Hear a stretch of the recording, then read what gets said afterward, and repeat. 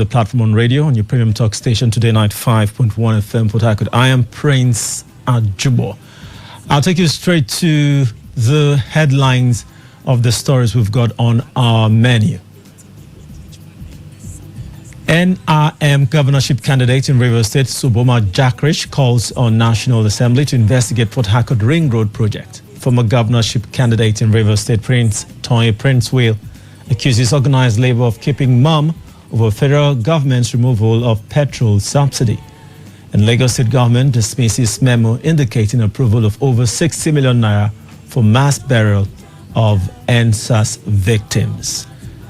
The Rivers State governorship candidate of the National Rescue Movement in the 2023 general election, Suboma Jackridge, has called on the National Assembly to investigate the nearly 200 billion naira Port Harcourt Ring Road project recently flagged off by former Governor Nyesom Wike.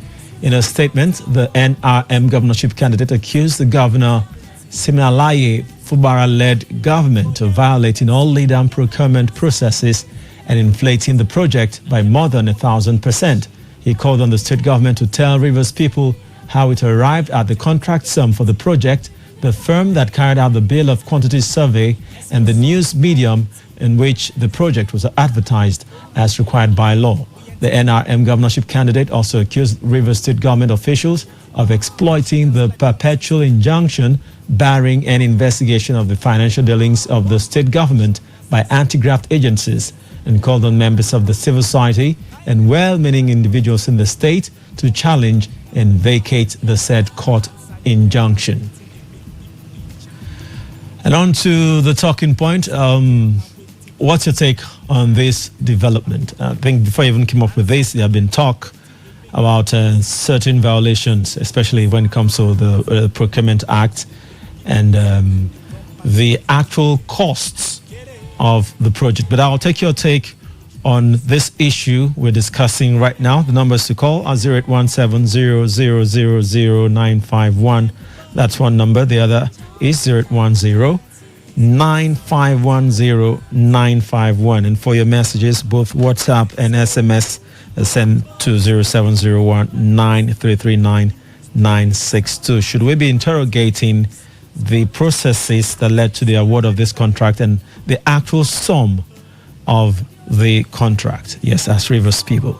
Hello. Good afternoon to you. Yes. Good evening. You're welcome. Frank from Zealand. All right. Let me react on Jackie's comment. Okay. Yes, nobody will prove serious and nobody will prove him. Even he himself is talking about proof. He was the local government chairman. Who proved him when he was the local government chairman? Has he given account what is fair for but that's not the issue. We're talking about this issue. Is it about your own is bad, is worse than mine? So don't talk about mine. Is it about that? Just this contract, they call stakeholders. He is the one of the stakeholders. He should be there for him to air his own. That today now he's talking about proving. Nigeria. You're not addressing the issue. You know that. Go on. All right. Thank you very much. You're not addressing the issue. It's like I'm saying you didn't brush your teeth this morning. Why didn't you brush your teeth? And you say, oh, did you brush your own teeth? You're not addressing it. Okay, Nigerians. Hello, good afternoon. All right, missed that one. 0817-0000951. 0810-9510951. And of course, for messages, 0701-9339-962. So I think that's something that I think is called in logic. And logic, yes, that way of deflecting an accusation. Hello, good afternoon to you. Okay. Hello? Yeah, Mr. Zion, good afternoon to you. You're welcome, Mr. Zion. I tend to disagree with Jackie. Okay. You know, the template he gave based on what the United Nations recommends, they did not tell him if that same amount of money being the amount estimated by European Union, United Nations, if it is applicable to the cost of dollar today in Nigeria. It did not tell us the price value of the naira to the dollar. as for today, not for them. Okay. He did not also tell us the standard and the quality of the same road per kilometer. He did not tell us the proponents of per lane of 1 kilometer road being composed by the United Nations is comparing to. You see, there's a very wonderful people we have in this environment. They tend to always measure us with United Nations, America, Senate Klein. But the same people are here with us and know how our climate is, our environment is. We are talking about a kilometer of road, 1 kilometer of road with street lights, dual carriage, drainage. Don't forget, most of these kilometers of road, compensation will be paid based on some properties that will be tempered. All right, Mr. Zion. I think you've used up your time. Thank you. I want to beg these brothers and most of us, we should do our studies before coming to the public. All right. There are too many learned people listening. All right, Mr. Zion. Mr. Zion, thank you very much. Hello. Okay, my bro. Yes, good afternoon to you. Yes, my name is J.A. Just calling you from Port Harcourt right now. Okay. You see, let me continue from where my homie, Mr. Zion, stopped. Why is he your homie? He's my very good friend. We do things together. We know each other one-on-one. Okay. But that said, do we have a state of emergency in River State? Mr. Ajubo, the world is listening to you, yes or no? You Why tell are us. you calling on the National Assembly to come probe a state that has assembly who are the authorities of the people? The assembly people are representing people. So why have you jettisoned the assembly if you have any complaints and going to the National Assembly as if there is anarchy here and the National Assembly have taken over? You think the State Assembly will probe itself when it was the one that sanctioned approved that song? Why is he calling on the National Assembly? The National Assembly does not have any right to interfere into state affairs. Okay. I think you should get that right. Okay. So as far as I'm concerned, he didn't even get this information right. He's telling me that it's 4 billion per kilometer. So what happened to the over 5-6 flyovers? What happened to the river crossing bridges and all those put together? Okay. What happened? Because that road, as described, let me conclude. Your time. As described by the Commissioner for Works, it will be wider than a bad road. So how do you describe that? In a very rough terrain. We should get our facts right now. All right. I beg nobody be small picking. Thank you very much. Okay, let's move on. I think I could take a couple of calls or so before I move on to the next story.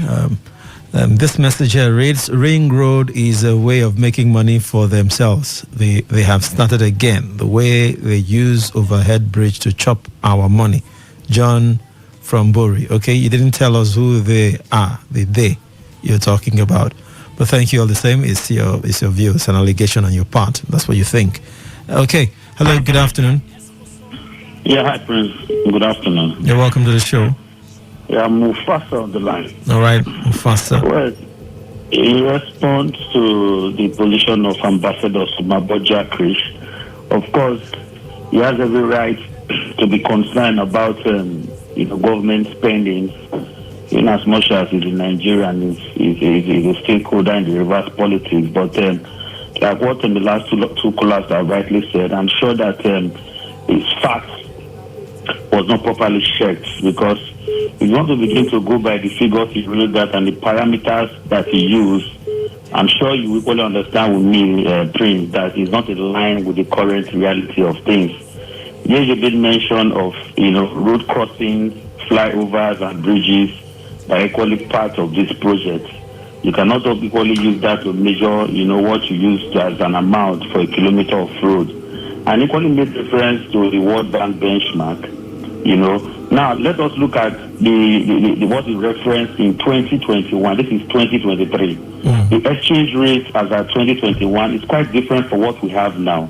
Okay, look at the inflation rate and all of that. So let us base our argument and judgment on the realities on the ground. This is as much as. But Mufasa, if we go by that, 2021, the average, I think it was about 300 or less than 300,000 million naira per kilometer. If we go by what this contract has of about 4 billion, the difference is quite huge, don't you think?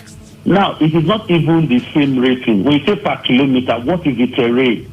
Are you also considering the bridges? No, that World Bank report also covered terrain. Said in any terrain. That's what I'm telling you. That the World Bank report was the report as at 2021.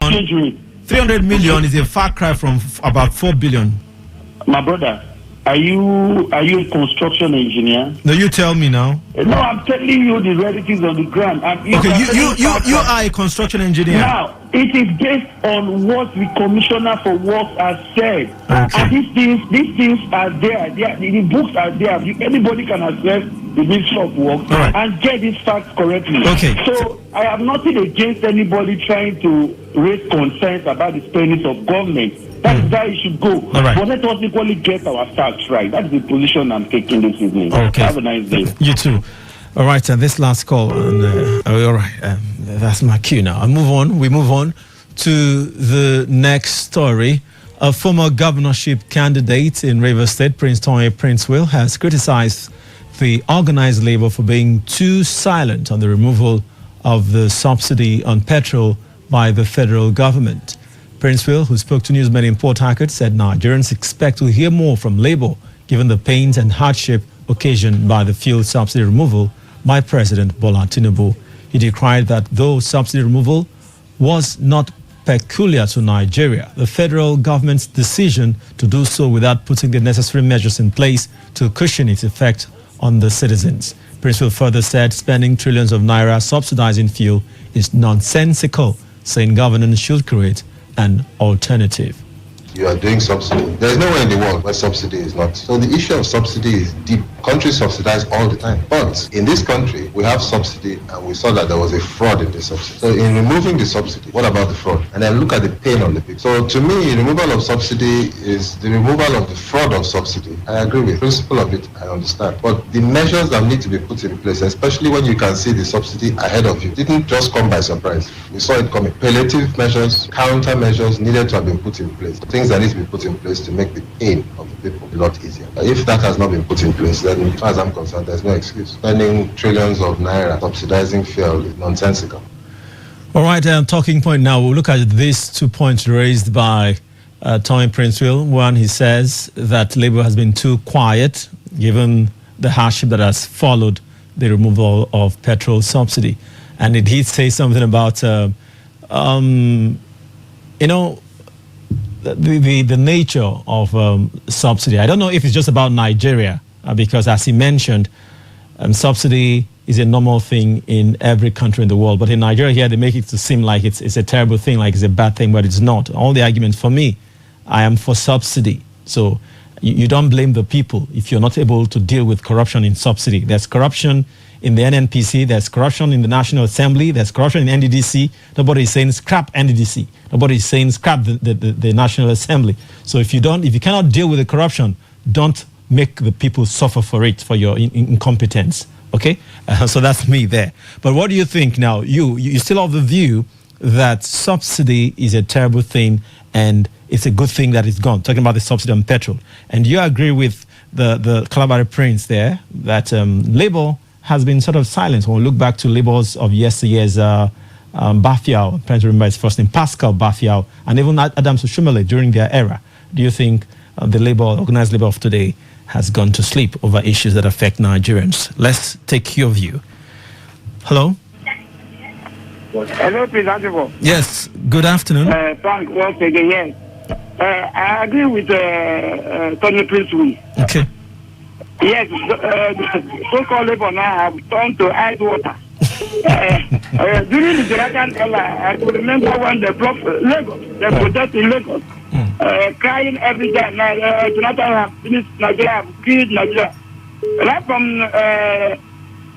Buhari tenure, I never see anything like that again, even now. So I concur with you. What actually happened? What actually happened to Labour? Labour. Yeah. To ice water. They are not, No, what has made them turn to ice water? Because the people that are living up on the majority tribe, so they're afraid of all those tribes. Okay. Yes, yes. All right. Thank you very much. Even now, I'm sure they're still the majority tribe or whatever that means. Hello, good afternoon. Okay. 0817-000. Okay, that's 40 0000951 and 0810-9510.